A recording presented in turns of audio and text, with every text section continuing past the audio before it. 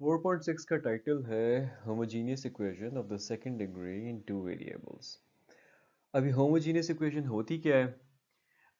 Basically homogeneous equation होती है जिसमें एक्स स्क्वायर वाई स्क्वायर हो और x y. So basically you have x square और उसके साथ कोई उसका coefficient, and then you will have x y की टर्म और उसके साथ कोई कॉफिशिएंट आप कह सकते हो जो कि यहाँ पे स्टैंडर्ड फॉर्म में 2h बोला हुआ है। I mean this 2h can be equal to some t q p r anything, and lastly you have some y square और साथ में उसका coefficient b।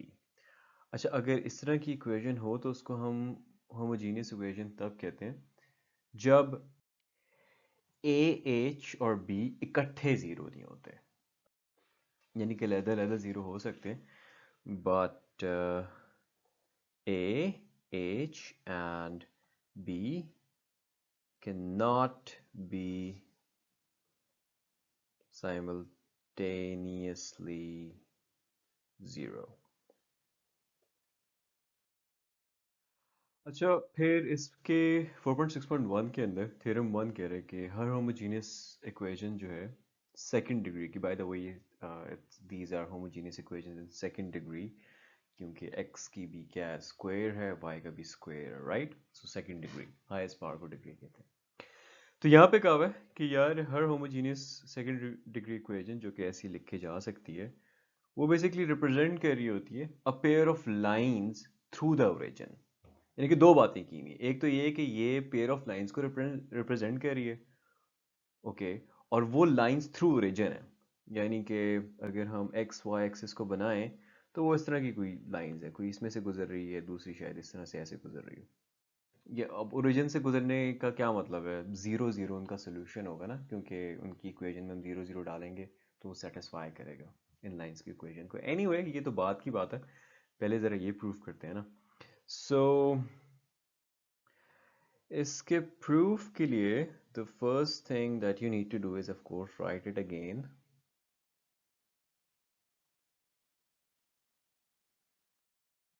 The second thing is basically you will multiply both sides by b। दोनों sides को b से multiply कर दो तो ये क्या बन जाएगा? ये आपका बन जाएगा a b x square plus 2bhxy plus b square y square is equal to 0। अब इसमें यार एक स्क्वायर को कंप्लीट करना है। ये देखो ना, बी वाई का स्क्वायर है और यहाँ पे जो है आपको 2 into b और y मिल रहा है, यानी कि अगर आप hx का स्क्वायर ऐड और सब्ट्रैक्ट कर दो तो एक स्क्वायर आपका कंप्लीट हो जाएगा। I'll tell you what I'm talking about। So basically मैं अगर लिख देता हूँ b square y square plus 2 into by, right, by into hx, right, और साथ ही मैं लिख दूं कि यार एच एक्स का स्क्वायर जो कि एच स्क्वायर एक्स स्क्वायर होगा minus H square x square. जाहिर बात है अपनी तरफ से लगाया तो सब्ट्रैक्ट भी करना पड़ेगा ताकि कोई फर्क नहीं पड़े इक्वेशन में। और ये वाली टर्म जो है ये वैसी की वैसी बच के आ जाएगी, तो ये a b x square equals 0 बन जाएगा। अब अगर आप गौर करें तो यहाँ से यहाँ तक h x plus b y का होल स्क्वायर बन रहा है, right? So I can simply write it as h x plus b y का होल स्क्वायर। और इन दोनों टर्म्स के अंदर एक्स स्क्वायर कॉमन आ रहा है, तो अगर मैं माइनस एक्स स्क्वायर कॉमन लेता हूं तो अंदर बच जाएगा h square minus a b is equal to 0। अच्छा, बुक में इसमें नेक्स्ट चालाकी ये की हुई है कि इसमें ए स्क्वायर माइनस बी स्क्वायर का फॉर्मूला पूरा किया है। अब ये ए स्क्वायर तो नज़र आ रहा है लेकिन बी स्क्वायर में यार सिंपली एक्स का स्क्वायर है, बाकी का नहीं है। तो उन्होंने जो स्टेप मिस किया हुआ ना, जो अगर आप बुक से देखो तो समझ नहीं आता, तो वो बेसिकली ये किया हुआ यार कि ये तो चलो स्क्वायर में है ही है और ये एक्स भी स्क्वायर में है, तो इस नेक्स्ट टर्म को स्क्वायर में लिखने के लिए उन्होंने क्या किया है कि इस पे पहले स्क्वायर रूट लगा लो, राइट, और इसको स्क्वायर में लिख लो। सो बेसिकली आपके पास ये एक टर्म स्क्वायर में आ गई और एक दूसरी टर्म स्क्वायर में आ गई, जिसको मैं नेक्स्ट स्टेप में यार ये भी लिख सकता हूँ कि ये h x plus, anyway this is equal to 0, I shouldn't miss that. So h x plus b y का होल स्क्वायर है minus x into the square root of h square minus a b का भी whole square है, and this is equal to 0. So in other words, I can write it as a plus b into a minus b. So let's quickly do that. ये आपके पास आ जाएगा a term ये plus b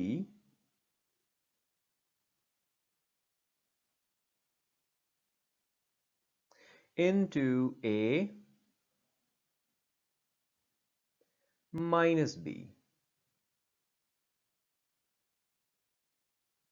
All of this thing is equal to 0. अब जो line है उसकी equation याद करो क्या होती है। लाइन की इक्वेशन में क्या होता है, x होता है, y होता है और कांस्टेंट होता है, राइट। अगर यहाँ पे अगर आप देखो, लेट्स से मैं इस और इस टर्म में से x कॉमन ले लेता हूँ, राइट। तो वो h plus that square root वाली चीज x का कोफिशिएंट बन जाएगा प्लस बी वाई। तो बेसिकली ये एक इक्वेशन है जिसमें x और y है, और दिस इज अनदर इक्वेशन जिसमें x और y है। तो ये बेसिकली दोनों जो हैं ये लाइन की इक्वेशंस हैं। अगर आप इसको और गौर से देख के लिखना चाहते हो, you can simply write it as कि यार ये है b y plus x common ले लेता हूँ, तो अंदर रह जाएगा h plus h square minus ab with a square root, and this square bracket मैंने लगा दिया just to make it clear. Similarly इन दोनों में से x को कॉमन ले लेता हूँ, so once I do that by को तो पहले साइड पे रखते हैं ना, तो वो सिंपली माइनस के साथ आएगा, minus x into h plus h square minus ab with a square root this, and I know मैं मार्जिन से उधर जा रहा हूँ, but you can read it. So basically यहाँ पे इक्वल टू का साइन नहीं है, दोनों मल्टीप्लाई हो रहे हैं, and this is equal to 0. So अब ये जो हैं ये दो लाइंस हैं जिनका प्रोडक्ट इक्वल टू 0 आ गया। अब ये तो नज़र आ गया कि यार ये दो लाइंस की इक्वेशन है। इन मोहतरम ने ये कैसे बोला कि this represent a pair of lines through the origin. So वो थ्रू द ओरिजिन वाली बात का मतलब मैंने आपको शुरू में मेंशन किया था कि अगर वो थ्रू द ओरिजिन है ना, तो 0 0 उसको सेटिस्फाई करेगा। अब इसमें से कोई इक्वेशन, इस इक्वेशन को फॉर एग्जांपल उठा देते हैं, अब ये दोनों मल्टीप्लाई हो रही है ना, इक्वल टू 0 आ रही है, तो आप कह सकते हो कि यार this equation is equal to 0, right. अब इसमें x 0 और y 0 प्लग इन करो ना, तो ये y इंटू बी यानी कि 0 इंटू बी 0 बन जाएगा, ये x 0 into whatever there is ये सारा 0 बन जाएगा, तो 0 plus 0 is equal to 0 satisfy कर दिया, यानी कि 0 0 पॉइंट जो है x की वैल्यू 0, y की वैल्यू 0, और इन अदर वर्ड्स ओरिजिन वाला पॉइंट अगर हम डाल रहे हैं तो ये सेटिस्फाई कर रहा है। सिमिलरली अगर आप इस इक्वेशन को भी देखते हो, इसमें 0 0 प्लग इन करते हो तो वो 0 की इक्वल आ जाता है। तो इसका मतलब दोनों इक्वेशंस जो हैं वो ओरिजिन में से पास कर रही हैं, ठीक है। अगेन वन लास्ट टाइम, सो ये उसी तरह है ना कि दो चीज़ें मल्टीप्लाई होकर 0 दे रही हैं, या तो ये 0 होगी या ये 0 होगी, या ये 0 है या ये 0 है, जो कि दोनों लाइंस हैं, राइट। और कैसे ये ओरिजिन में से पास कर रही हैं, क्योंकि x इज इक्वल टू 0 और y इक्वल टू 0 अगेन में आप प्लग इन करते हो तो वो सेटिस्फाई करता है। Let's move on. अब बात कर रहे हैं कि ये तो पता चल गया कि यार ये चीज़ जो है इट रिप्रेजेंट्स बेसिकली दो लाइंस की इक्वेशन जो कि ओरिजिन में से पास कर रही हो। अब इनके दरमियान जो एंगल है वो कैसे निकलेगा। सो अगर आपको याद हो तो इसको तोड़ फोड़ के हमने ये दो इक्वेशन लाइंस की निकालनी थी, राइट। और आपको याद होगा कि यार y is equal to M X plus C एक फॉर्म थी कि अगर आप इस तरह से लिखो कि पूरी इक्वेशन y एक साइड पे आ जाए, x और बाकी चीज़ें उस साइड पे आ जाए, तो x के साथ जो चीज़ होती है वो लाइन का स्लोप होता है, राइट। तो लेट्स से अगर मैं इसको y को एक साइड पे लेके जाता हूँ, मैं दोनों साइड पे b से डिवाइड कर दूंगा ना, तो y यहाँ पे रह गया, इस पूरी चीज़ को मैं राइट साइड पे लेके जा रहा हूँ विद नेगेटिव साइन आ जाएगा ना, negative x h plus h square minus a b का स्क्वायर रूट। अच्छा, और वो जो y था उसके नीचे जो b था मैंने b से दोनों साइड पे डिवाइड कर दिया, तो ये चीज़ बन गई। इसको थोड़ा सा चेंज कर लेता हूँ, एक्स और माइनस को स्वाप कर देता हूँ अपनी आसानी के लिए। एक्स को यहाँ रख लेता हूँ, बल्कि एक काम करते हैं ना, एक्स को बिल्कुल अलहदा कर लेते हैं, माइनस को अंदर मल्टीप्लाई कर लेते हैं। यानी कि जो एक्स के साथ चीज़ है ये सारी, ये हो गया स्लोप। सिमिलरली अगर आप इस सेकंड इक्वेशन में वाई को आइसोलेट करते हो तो आपके पास ये इक्वेशन आ जाती है। ठीक है, यानी कि इस वाली लाइन का स्लोप ये है, इस वाली लाइन का स्लोप ये है। कैसे हमने निकाला? Simply y is equal to M X plus C. तो this is m, it is with x, constant दोनों में जीरो नजर आ रहा है।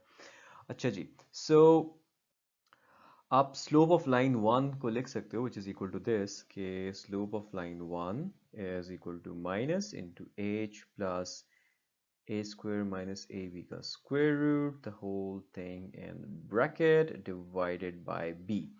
और जो line 2 का slope है that is equal to minus h square minus ab, the whole thing in square root enclosed in brackets and divided by b।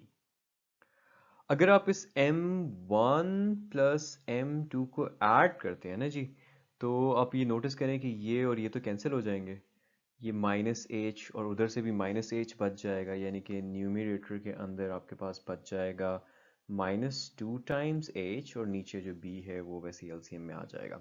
Similarly अगर आप इसको मल्टीप्लाई करते हैं तो ये a plus b into a minus b, यानी कि a square minus b square बन जाएगा।